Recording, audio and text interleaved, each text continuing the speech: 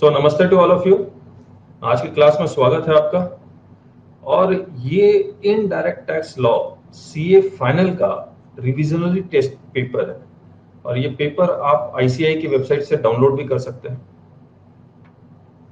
और उन्होंने basically 2 case studies दी है, बाकी और प्रैक्टिकल क्वेश्चंस भी हैं। तो हम लोग पहला केस स्टडीज डिस्कस कर रहे हैं। अब पहला केस स्टडी जो हम लोग डिस्कस करेंगे, आप देखिएगा, ये वेब पोर्टल यानी कि ई कॉमर्स ऑपरेटर से रिलेटेड है। करेक्ट। अगर आप ई कॉमर्स ऑपरेटर का जितना भी प्रोविजंस जीएसटी में है, अगर आप याद करके बताएं, फिर इस क्वेश्चन को सॉल्व करना बहुत आसान हो जाएगा। बताइए, ई कॉमर्स ऑपरेटर के बारे में आप क्या क्या जानते हैं? एक तो सेक्शन 9 सबसेक्शन 5 लगता है। करेक्ट। गुड्स के लिए या सर्विसेज के लिए? ये सेक्शन 9 सबसेक्शन 5 जो कॉन्सेप्ट ऑफ एग्रीगेटर है, ये गुड्स के लिए या सर्विसेज के लिए? सर्विसेज के लिए। करेक्ट। गुड्स के लिए नहीं है। और section 52 tax collected at source. और कुछ? और कुछ? और कौन सा सेक्शन?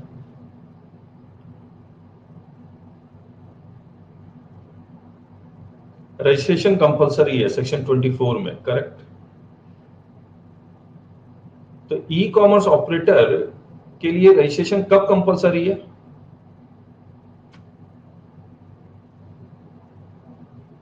अपना वेबसाइट के लिए या मैं दूसरे सेलर को अपने वेबसाइट में रजिस्ट्रेशन करवाऊंगा तब कंपलसरी है? दूसरे को, यानी कि जब मुझे अगर टीसीएस कलेक्ट करना अगर कंपलसरी है तो मुझे ई कॉमर्स वेबसाइट यानी कि मुझे जिसके नाम पे ई कॉमर्स उसको रजिस्ट्रेशन करवाना कंपलसरी हो जाएगा। करेक्ट है। तो मैं अगर अपने वेबसाइट से अगर सामान बेचता हूं, अपना ही सामान बेचता हूं, किसी और का नहीं बेचता, तो मुझे रजिस्ट्रेशन तब करवाना है जब मैं इंटर स्टेट सप्लाई करूंगा। करेक्ट।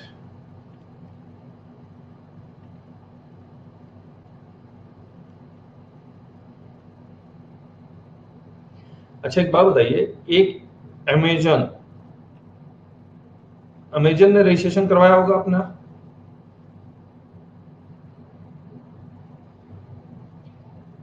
जो सेलर यहां रजिस्ट्रेशन करवाते हैं, जो सेलर यहां लिस्टिंग करवाते हैं गुड्स को बेचने के लिए, तो क्या उनको रजिस्ट्रेशन करवाना कंपलसरी है? यस और नो? यस। अगर ये एग्जेम्प्टेड गुड्स है तब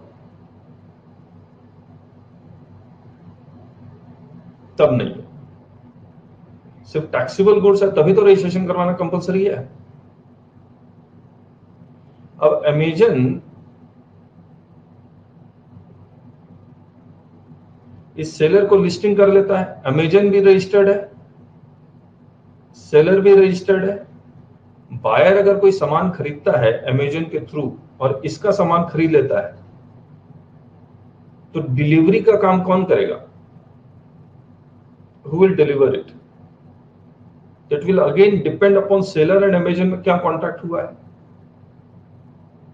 तो अगर सेलर और अमेजन में ये कॉन्ट्रैक्ट हुआ है कि सेलर अपना सामान अमेजन को दे देगा, अमेजन डिलीवरी कर देगा, तब तो अमेजन कर देगा, नहीं तो सेलर खुद करेगा। अमेजन पैसा कैसे कमाता है? How does Amazon earns income? Commission के थ्रू। ये जो कमीशन अर्न करता है Amazon, this is supply of goods या सप्लाई ऑफ सर्विसेज? सर्विसेज। और ये सेलर जो सामान बेच रहा है, that is supply of goods. Courier भी तो कर रहा है, और कोरियर का चार्ज अलग से मांगता भी है, डिलीवरी चार्ज अलग से। जो कोरियर जो कर रहा है वो सप्लाई ऑफ गुड्स है या सप्लाई ऑफ सर्विसेज है? गलत बोल रहे हैं आप लोग, गलत बोल रहे हैं। कंपोजिट सप्लाई है। करेक्ट। कंपोजिट सप्लाई है, तो that is supply of goods only. तो ऐसे कोरियर चार्जेस पे 18% है, जो गुड्स आपने बेचा उस पे 5% है, तो जीएसटी का रेट टोटल कितने रुपए पे लगेगा? 5% ऑन टोटल। मान लीजिए मैं गुड्स सप्लाई कर रहा हूं, वो एग्जेम्प्टेड सप्लाई है, जो मैं गुड्स सप्लाई कर रहा हूं बुक्स एग्जेम्प्टेड सप्लाई है, तब ये सर्विसेज कोरियर चार्जेस पे भी एग्जेम्प्ट हो जाएगा, because it is a composite supply. चलिए, तो इन सब बातों को ध्यान में रखते हुए एक बार एक क्वेश्चन पढ़ते हैं तो बहुत आसान हो जाएगा। अच्छा, एक बात और बताइए आगे बढ़ने से पहले, ये जो टीसीएस जो कटेगा, इसका अमेजन रिटर्न फाइल करेगा? टीसीएस जो कलेक्ट करेगा इसका अमेजन रिटर्न फाइल करेगा? कौन सा रिटर्न है? रिटर्न कौन सा है? रिटर्न का नाम क्या है?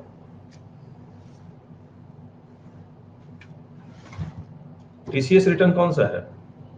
जल्दी बताइए।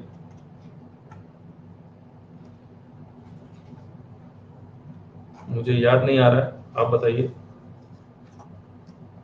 जीएसटीआर 7 है, 24.1। ये मैं बाकी यूट्यूब में भी जाएगा, मैं उनके लिए भी दिखा दूं। तो ये हमारी बुक है जीएसटी वॉल्यूम 1, इसी में पेज नंबर 24.1 में निकाल रहा हूं जो रिटर्न का है। इस बुक्स में एमसीक्यू भी है। और जीएसटीआर 7, जीएसटीआर 7 नहीं है, ये जीएसटीआर 7 तो गवर्नमेंट जो टीडीएस काटती है वो है, ये जीएसटीआर 8 है।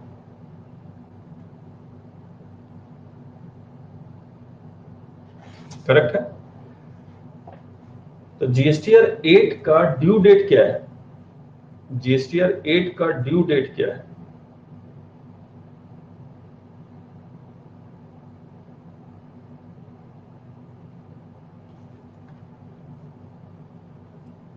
Thank you Rajesh ji. GSTR 8 का ड्यू 10th है, 10 तारीख को। करेक्ट। अब एक बात और बताइए, ये जीएसटीआर टीसीएस, अमेजन टीसीएस का रिटर्न फाइल करेगा जीएसटीआर 8 में? इस सेलर जो इसके रजिस्टर्ड है, इसको कहां नजर आएगा? इसको कहां नजर आएगा? जीएसटीआर कौन सा रिटर्न में नजर आएगा ऑटो पॉपुलेट होके? जल्दी बोलिए,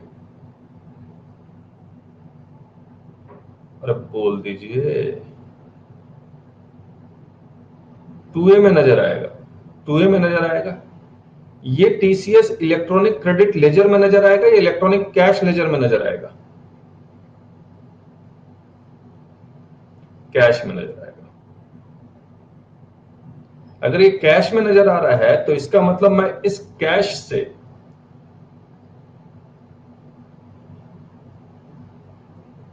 अच्छा, ये कैश में नजर आएगा, आई नजर आएगा या सी में आएगा या एस में आएगा? आई में आएगा या सी प्लस एस में आएगा? डिपेंड करेगा ना, सेलर कहां रजिस्टर्ड है, सेलर कहां रजिस्टर्ड है और अमेजन कहां रजिस्टर्ड है, उसके ऊपर डिपेंड करेगा। हाँ या ना?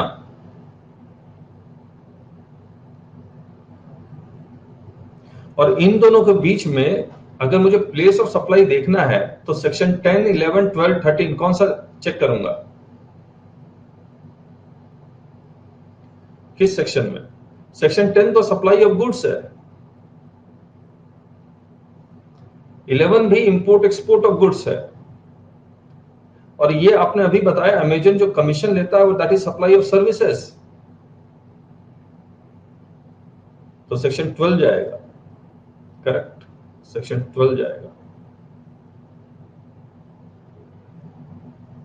ठीक है। अब ये सेलर और बायर के बीच में सप्लाई ऑफ गुड्स जा रहा है, किस सेक्शन से प्लेस ऑफ सप्लाई चेक करेंगे?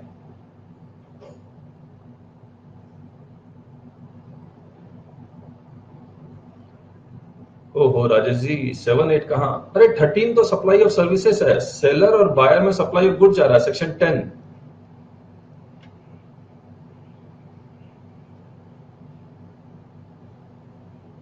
करेक्ट है। चलिए, अब इतना पढ़ने के बाद प्रोविजन याद होगा तो बहुत आराम से होगा। देखिए, Starkart limited owns and operates web portal in the name of Starkart and is registered with the jurisdictional GST authorities in Delhi. तो ई कॉमर्स ऑपरेटर है कहां का? दिल्ली में रजिस्टर्ड है as an e commerce operator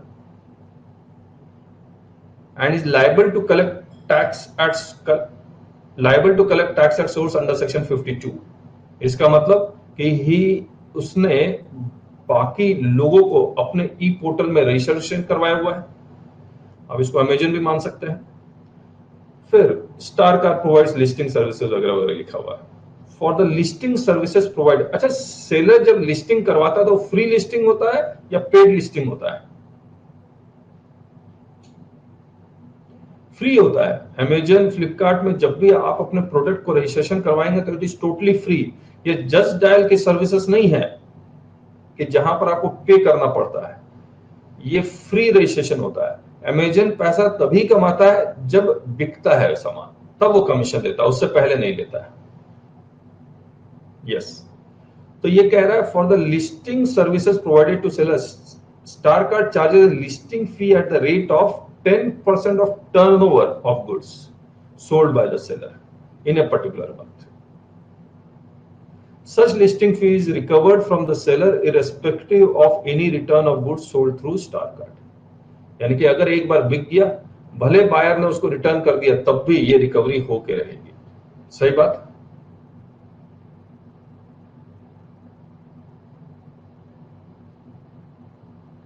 इसके बाद यहां आते हैं, तो ये आपको ये डेटा याद रखना है।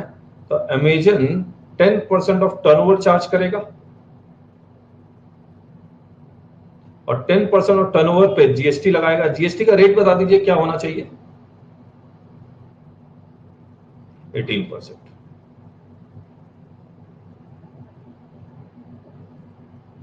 इसके बाद the invoice for goods sold in StarCart is issued by the seller in the name of customers and tax is charged on the basis of location of seller and customer।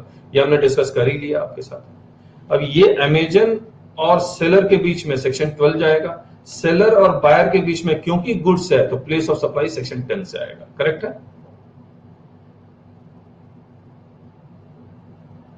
अब अगर goods return होता है, order cancel होता है, तो it charges a cancellation fee, section 10 for seller and buyer। Correct करो। equivalent to 20% of the value of goods returned as cancellation charges and refunds the balance amount to the customer। यानी cancellation charges 20% वो customer से charge कर रहा है और 10% cancellation charges seller से charge कर रहा है। करेक्ट है? ये जो कैंसिलेशन चार्जेस है, ये सप्लाई ऑफ सर्विसेज है या गुड्स है?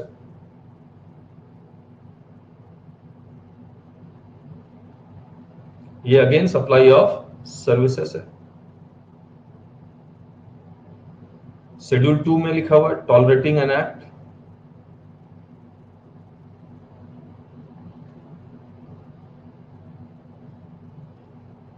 यस और नो? अब आगे आते हैं। बोलता है in the month of January Pulkit resident of Rajasthan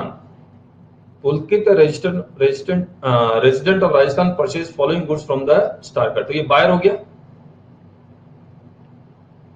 E commerce operator Delhi का है,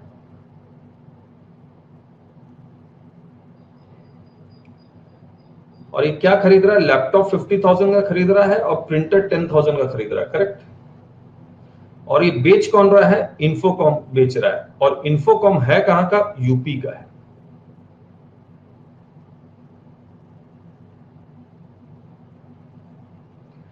और इसमें दो ट्रांजैक्शन नजर आ रहे हैं आपको। एक तो UP to Rajasthan supply of goods,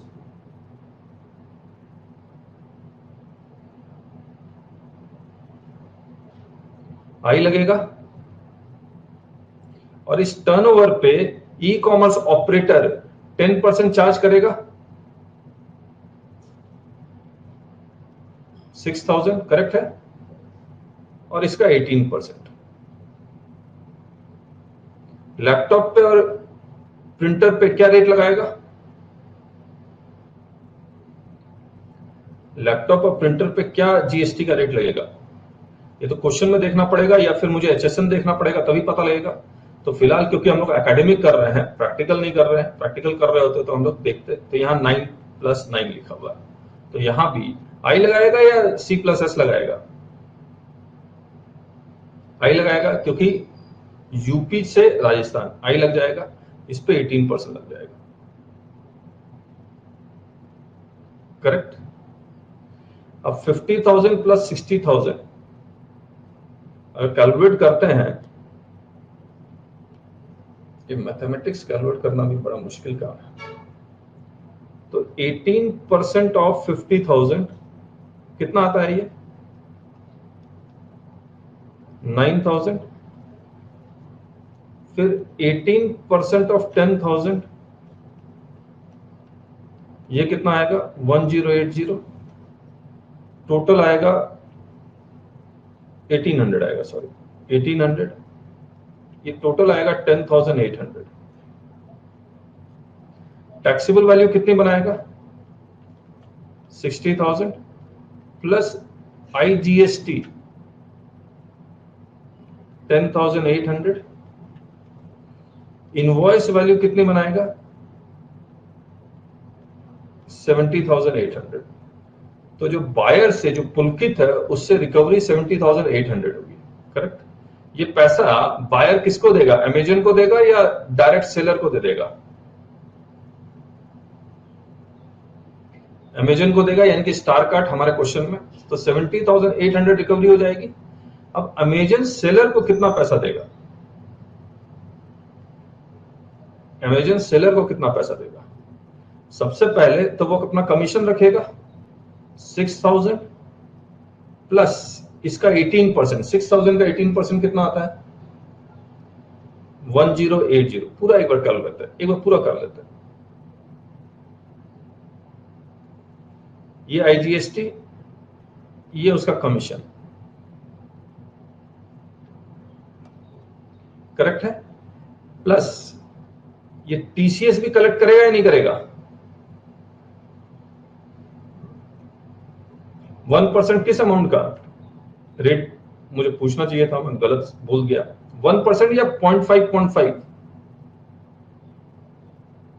1% आई लग रहा है। 1% किसका? 70,800 का या टर्नओवर का? इंक्लूडिंग जीएसटी या एक्सक्लूडिंग जीएसटी? Excluding GST. तो 60,000 का ये कितना आ रहा है? 600। करेक्ट है। तो 70,800 minus this minus this minus this, इतना पैसा वो सेलर को दे देगा। ये टोटल कितना आ रहा है? ये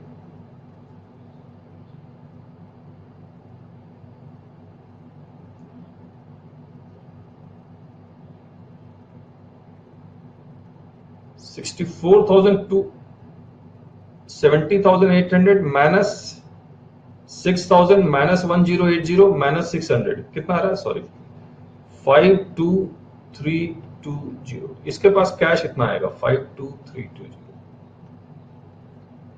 हम लोग कुछ एक्स्ट्रा कर रहे हैं, लेकिन ठीक है, प्रैक्टिकल भी करना है। अब मुझे एक बात बताइए, अमेजन ने रॉन्ग है ये? अरे मैथमेटिक्स तो सही बता दीजिए प्लीज।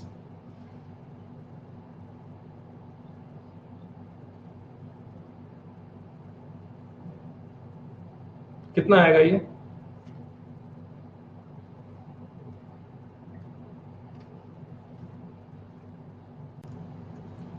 तो दिस विल कम 63120। इसके पास कैश आया 63120।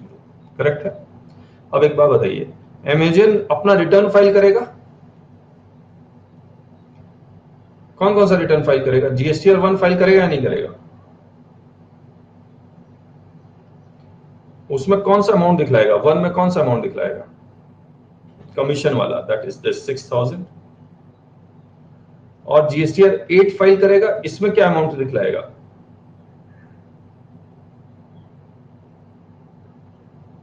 टीसीएस वाला।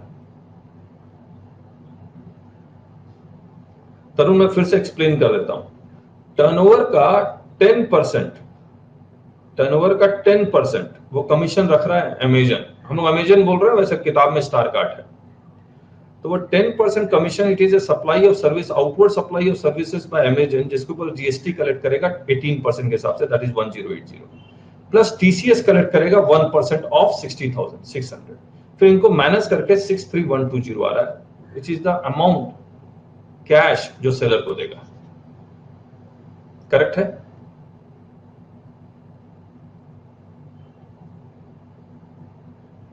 $10,800 कहां से आ गया? तो माइनस क्यों किया है? अमेजन बायर से 70,800 कलेक्ट करेगा ना।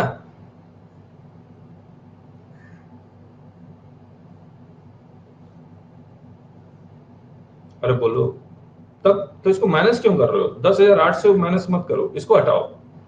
10,800 माइनस मत करो।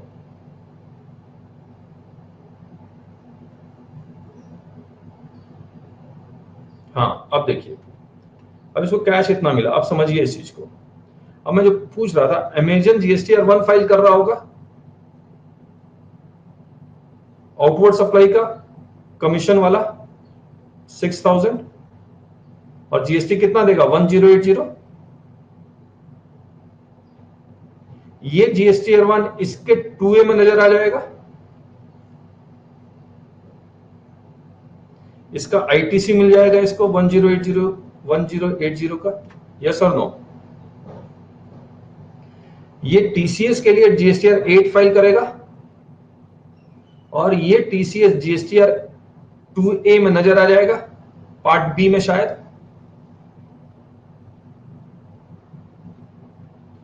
ये इलेक्ट्रॉनिक कैश लेजर में नजर आएगा। इसका आउटवर्ड सप्लाई क्या है? 60,000 है, जिसने उसने आईजीएसटी कलेक्ट किया 10,800। यस और नो? अब ये जब अपना जीएसटीआर 1 फाइल करेगा, सेलर अपना जीएसटीआर 1 फाइल करेगा, तो आउटवर्ड सप्लाई में जीएसटी दिखलाएगा आईजीएसटी 10,800। ये भी आई का क्रेडिट है 1080। ये आई का टीसीएस है।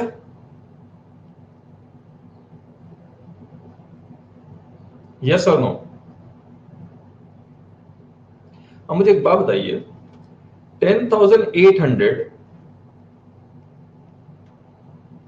माइनस 1080 कितना आता है? ये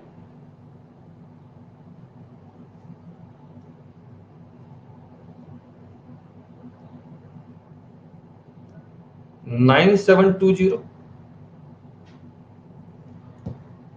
इसके कैश लेजर में 600 रुपए ऑलरेडी पड़ा हुआ है, इसको भी माइनस कर देता हूं। वो कैश लेजर में यानी कि आई के अकाउंट में और कितना कैश जमा करवाएगा?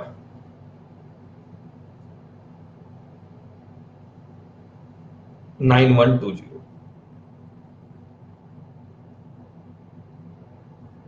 करेक्ट है?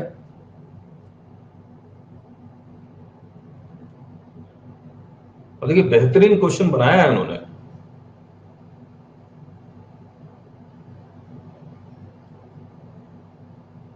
और आईसीआई के पीछे बहुत बड़ी टीम है, तब जाके ऐसे क्वेश्चन बन पाते हैं, नहीं तो नहीं बनेगा।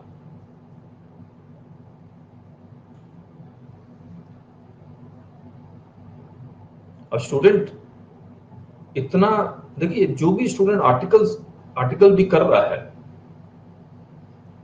उसके लिए ये केक वॉक होना चाहिए। जब हमने जीएसटीआर 1, 8, 2A, उसके दिमाग में, क्योंकि वो जीएसटी का काम भी किया हुआ, उसके दिमाग में तुरंत आएगा। और आईसीआई ऐसे ही क्वेश्चन बना रहा है, जो डमी लेके किए हुए होंगे वो फंस जाएंगे, वो नहीं कर पाएगा।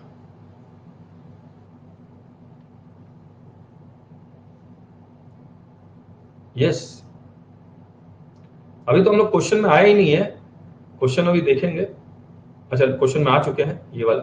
तो ये हमने एक किया है, जिसको हमने इतना डिटेल में डीप कर लिया। अब ये क्वेश्चन देखिए, अच्छा ये पूरा नहीं हुआ, ए हुआ, अब बी भी है।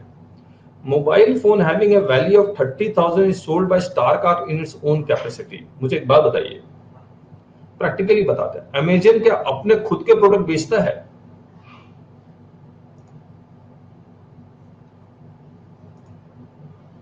यस बेचता है। किंडल वो अमेजन का खुद का बनाया हुआ है।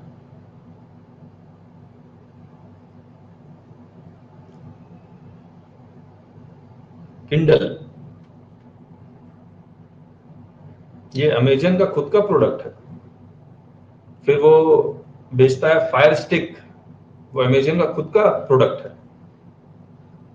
नहीं नहीं, गुड्स की बात करते हैं हम लोग, सर्विसेज की बात नहीं कर रहे। सर्विसेज तो जैसे प्राइम वीडियोस है, ये सब है ही। मैं गुड्स की बात कर रहा हूँ, हार्डवेयर की बात कर रहा हूँ। किंडल है, फायर स्टिक है, फिर इको करके एक प्रोडक्ट आता है उसका।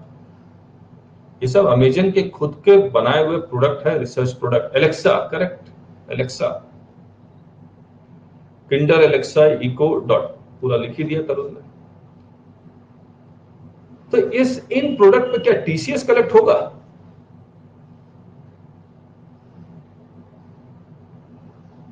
नहीं होगा। तो बस ये क्या करेगा, 30,000 पे 18% आईजीएसटी कलेक्ट, सॉरी 30% कलेक्ट करेगा और जमा करवा देगा। अब इन्होंने लिखा ही नहीं है किसको बेचा। अच्छा हाँ, उसी को, पुलकित को ही बेचा है। ये सब सामान पुलकित को ही बेच रहा है, तो इस पे भी आईजीएसटी लग जाएगा। 18% ऑफ 30,000 कितना आ रहा है ये? 18% ऑफ 30,000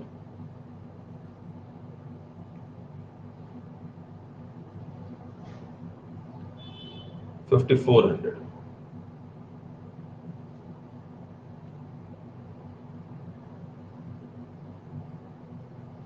और इस पे टीसीएस। तो ये अमेजन क्या करेगा या स्टार कार्ड क्या करेगा, अपना जब जीएसटीआर 1 फाइल करेगा तो इसमें 5400 शो कर देगा। और अल्टीमेटली जो लायबिलिटी पे होती है वो जीएसटीआर 1 से नहीं होती है, होती किससे है? जीएसटीआर 3B से, जो 20th डेट है। लेकिन पहले जीएसटीआर 1 में लायबिलिटी तो क्रिएट करनी पड़ेगी 10 तारीख तक, उसके बाद ही तो 3B में जाएंगे आप। अब आ गया ये CCTV camera system having a value of 1 lakh sold by secure world listed on star card registered under GST in the state of Gujarat. Correct. अब फटाफट आप बताइए, गुजरात से कहां बेच रहा है ये सिक्योर वर्ल्ड? राजस्थान। अब अगर इसी को फटाफट करें तो मैं लिखता हूं गुजरात से राजस्थान, कितने रुपए का? 1 लाख का, प्लस 18% यानी कि 18,000। ये सेलर है, ये बायर है। मैं फटाफट लिख रहा हूं, अब तो क्लियर हो जाएगा। 1,18,000, सॉरी ये 1,18,000 अमेजन करेक्ट करेगा, स्टार कार्ड कलेक्ट करेगा। करेक्ट। अब अमेजन क्या करेगा, 1,18,000 में से 10% of 1 lakh, 10,000 plus 1,800 GST, TCS 1,000, इतना माइनस कर देगा। कितना आएगा जिनेश जी?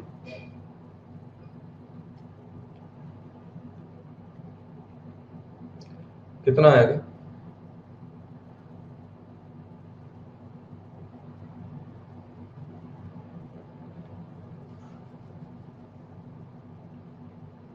वन 105200। सही कैलकुलेट किया आपने। 12,800, तो 18 में से 12,800 गया, 1 लाख। ये करेक्ट। इतना ये सेलर को दे देगा।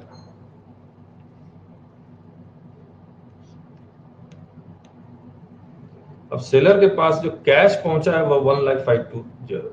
अब सेलर का आउटवर्ड सप्लाई बताइए क्या है? सेलर का आउटवर्ड सप्लाई,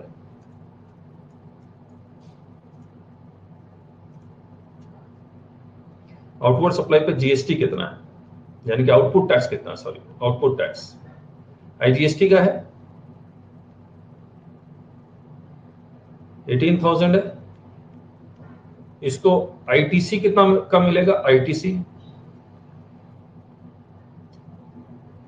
1800 का, और इसको टीसीएस, इसको एक मिनट माइनस करता हूं, कितना 8 में से 16,200 टीसीएस, क्योंकि कैश में है ये, कितना है 1000, तो ये आ गया 15,200। सही बात है।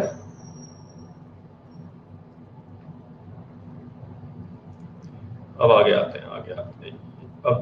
अब इन्होंने क्वेश्चन पूछना शुरू कर दिया। Okay, the net tax liability, the net tax liability. Okay, net का मतलब आईटीसी माइनस करने के बाद, क्योंकि ग्रॉस हम लोग क्या समझते हैं, आउटपुट टैक्स, और नेट हम लोग क्या समझते हैं, आईटीसी माइनस करने के बाद। करेक्ट है। लेकिन अगर नेट लिखा हुआ तो उसमें टीसीएस माइनस करना है, ये हम लोग जीएसटी के लॉ में नहीं समझते हैं। सही बात है या नहीं है? तो हमारा नेट का मतलब तो यही होता है, output tax minus input tax.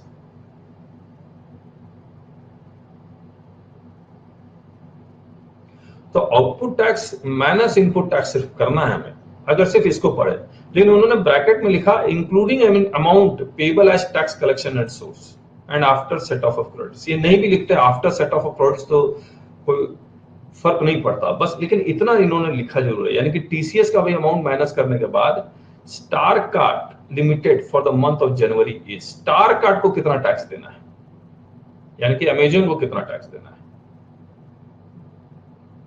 अब अमेजन की टैक्स लायबिलिटी कहां से आई होगी, अमेजन की टैक्स लायबिलिटी कहां से आई होगी, कमीशन से, है ना। और उसका कमीशन कितना था, 50 + 10 और 1 लाख यहां, और 30,000 जो उसने खुद बेचा है डायरेक्ट से, 3 ही तो है। और ये कह रहा है टीसीएस भी जोड़ दो, तो इन सबको जोड़ने के बाद कितना आएगा। यहां पर जो पहला ट्रांजैक्शन हुआ था इसमें आया था 1080, मैं यहां जोड़ता जाता हूं, और टीसीएस आया था 600। करेक्ट है। और इसके बाद जो 1 लाख रुपए का सामान बिका, इसमें आया था 1800 + 1000, 1800 + 1000, और एक डायरेक्ट सेल था उसका 5400। कितना होता है टोटल? एक्सलेंट जिनेश जी, कितना हो रहा है टोटल?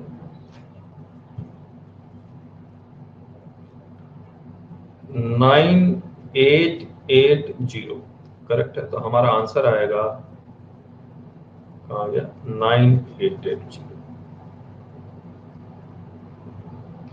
सेकंड करें। Again the net tax liability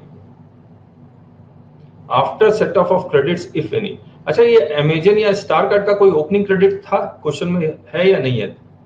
तो यहाँ क्वेश्चन में हमने there is no ITC balance as on 1 January of Star Card, Infocom and Secure, तीनों का ओपनिंग क्रेडिट कुछ नहीं है। 8180 किसका आंसर बता रहे हैं? 8180, हाँ ठीक है, वो आंसर 9880 ठीक है। चलिए सेकंड का बताइए, the net tax liability after set off credits of Infocom and secure world for the month of January is, कितना आएगा? इन्फोकॉम ने 60,000 का बेचा था, और सिक्योर वर्ल्ड ने 1 लाख का बेचा था। इस पे इसको आईटीसी मिल गया था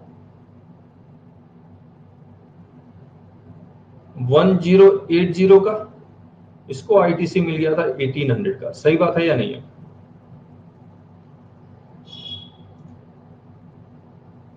$1080, और यहां इसको आईटीसी मिल गया था 1800 का। ओके, और इनकी आउटपुट टैक्स कितने थी? 60,000 पे आउटपुट टैक्स 10,800। एक मिनट चाहिए, एक मिनट चाहिए। 10,800 आउटपुट टैक्स है, ये आईटीसी है। और इनका टीसीएस कलेक्ट हुआ था 600। सही बात। इनका आउटपुट टैक्स था 18,000, 1 लाख का 18%। और आईटीसी कितना मिल गया था? 1800। आईटीसी 1800 और इसका टीसीएस कितना?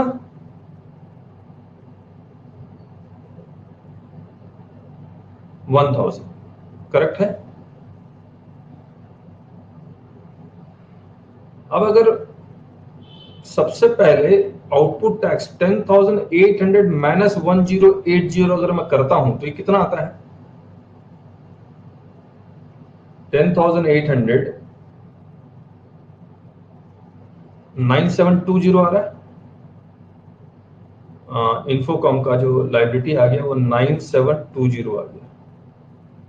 और सिक्योर वर्ल्ड का liability output tax minus ITC 18,000 minus 1800 कितना आएगा? ये 16,200।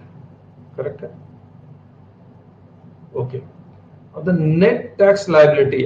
अब नेट टैक्स लाइबिलिटी का मतलब output tax minus ITC after set off credits. इसमें टीसीएस नहीं लिखा हुआ है, जैसे ऊपर वाले में दे हैव रिटर्न टीसीएस, लेकिन यहां नहीं लिखा हुआ है ना। और दूसरी बात मैं आपको ये बता दूं कि यहां पर द नेट टैक्स लायबिलिटी लिखने के बाद TCS is also a liability for Amazon या स्टारकार्ट।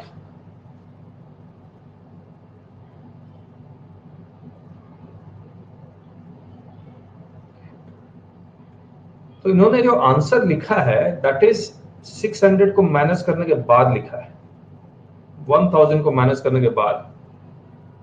तो ये आंसर लिख रहे हैं ये वाला 9120 और 15,200। This is the answer they are giving.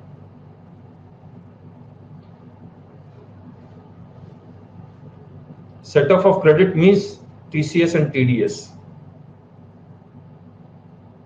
Rajesh ji तो यही कह रहे हैं कि सेट ऑफ क्रेडिट और 600 ये जो टीसीएस है ये एक तरह का क्रेडिट ही है, मान सकते हैं हम लोग।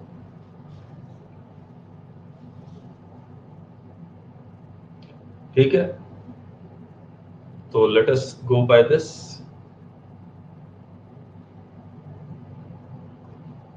चलिए आपसे एक सवाल करते हैं। यस जिनेश जी, वहीं पर आ रहा हूं। सेक्शन 50 याद है आप, जो इंटरेस्ट का कैलकुलेशन करता है? वहां तो अब अमेंडमेंट भी है, नेट टैक्स लायबिलिटी।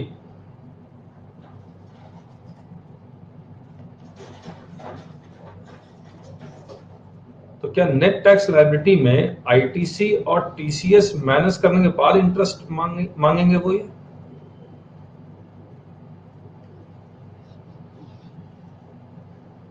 आईटीसी के पैसा गवर्नमेंट के पास पहुंच ही चुका है, टीसीएस का पैसा भी गवर्नमेंट के पास पहुंच चुका है। यस और नो?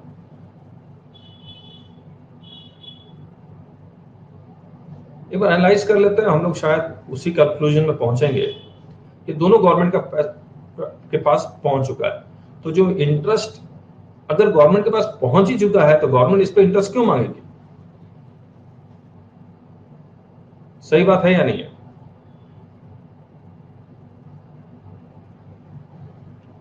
तो उम्मीद टीसीएस माइनस करने के बाद नेट टैक्स लायबिलिटी का मतलब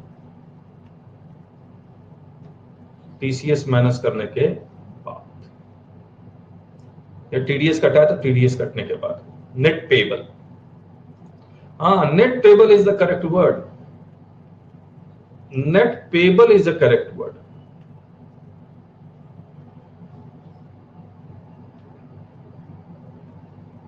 चलिए फिर भी ठीक है, आईसीआई ने जो कहा है वही मानेंगे हम लोग। चलिए, in case it is assumed that secure world's turnover does not exceed the threshold limit for obtaining registration under applicable GST law, तो क्या इसको रजिस्ट्रेशन करवाना कंपलसरी होगा? यस और नो?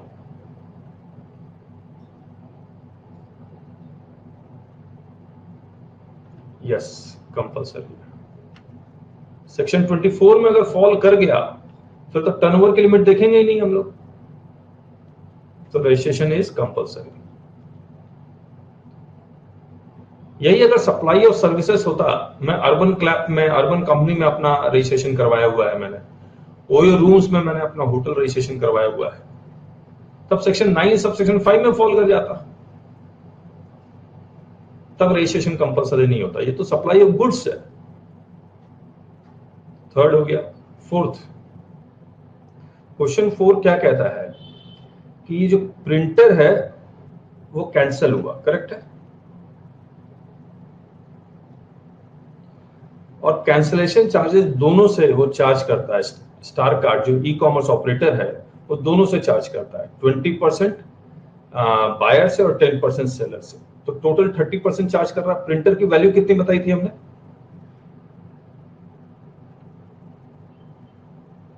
10,000।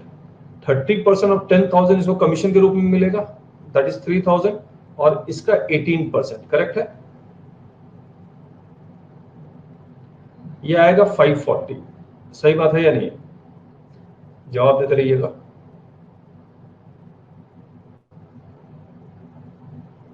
अब एक बात बताइए, ये जो स्टार का टीसीएस कलेक्ट करता है, ये नेट टैक्सेबल सप्लाई कलेक्ट करेगा। प्रिंटर तो रिटर्न हो गया, कैंसिल हो गया, तो यहां पर ये जो टीसीएस कलेक्ट करेगा वो 50,000 पे कलेक्ट करेगा प्लस 1 लाख पे कलेक्ट करेगा, करेक्ट है, 1% के हिसाब से। तो ये 100 रुपीज कम कलेक्ट करेगा। जो टोटल टैक्स लायबिलिटी हमने स्टार कार्ड की बनाई थी वो कितनी बनाई थी? 9880। तो 9880 में 540 cancellation charges GST less 100 rupees, तो ये आएगा 10320। सही बात है या नहीं? Star card provides a free gift voucher worth ₹2,000 to Pulkit on 31st January, which can be redeemed against any purchases of goods made in future on Star Card. The supply of voucher in the hands of Star Card could become, बताइए,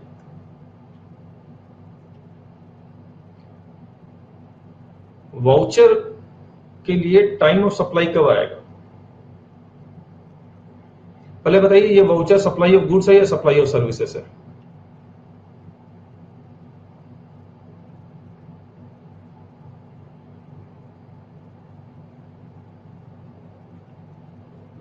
thank you Rajesh जी। नहीं, redeem होगा तब, लेकिन ये supply of goods है या supply of services है? ये वाला वाउचर गुड्स है, करेक्ट। ये परचेज ऑफ गुड्स के लिए तरुण, ये सर्विसेज नहीं है।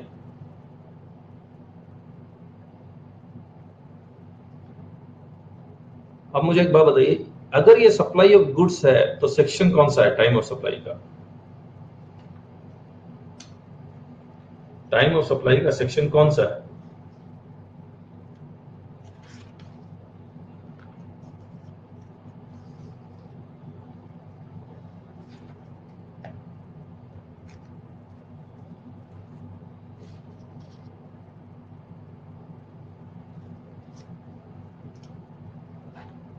Section 12 subsection 3।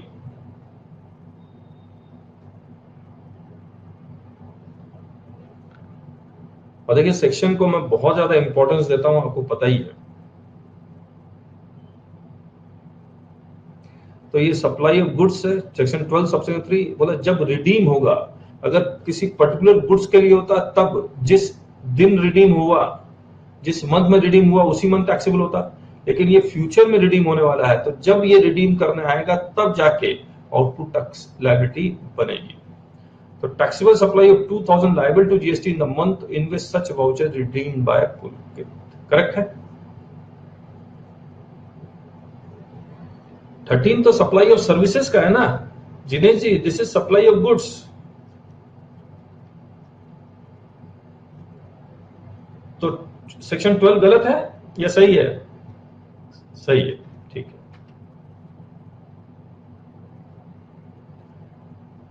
ये कंप्लीट हो गया, ये कंप्लीट हो गया।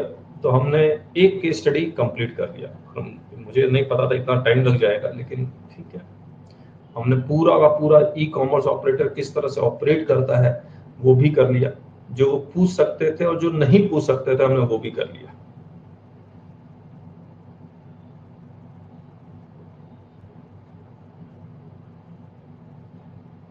ये आईसीआई के वेबसाइट में मिल जाएगा राजेश जी, आईसीआई के वेबसाइट में जाएंगे तो आपको मिल जाएगा। तो कल एक बार हम लोग फिर मिलते हैं और केस स्टडी, दूसरा केस स्टडी हम लोग डिस्कस करेंगे, यही सेम टाइम शाम को 5 बजे। So thank you so much. Website से डाउनलोड कीजिए राजेश जी, वेबसाइट से डाउनलोड कीजिए ICAI.org, या जिनेश जी आपको हेल्प करेंगे। बहुत मेहनत करते हैं आईसीआई वाले। रिकॉर्डिंग मैं यूट्यूब में अपलोड कर दूंगा। कल मिलते हैं शाम को 5 बजे।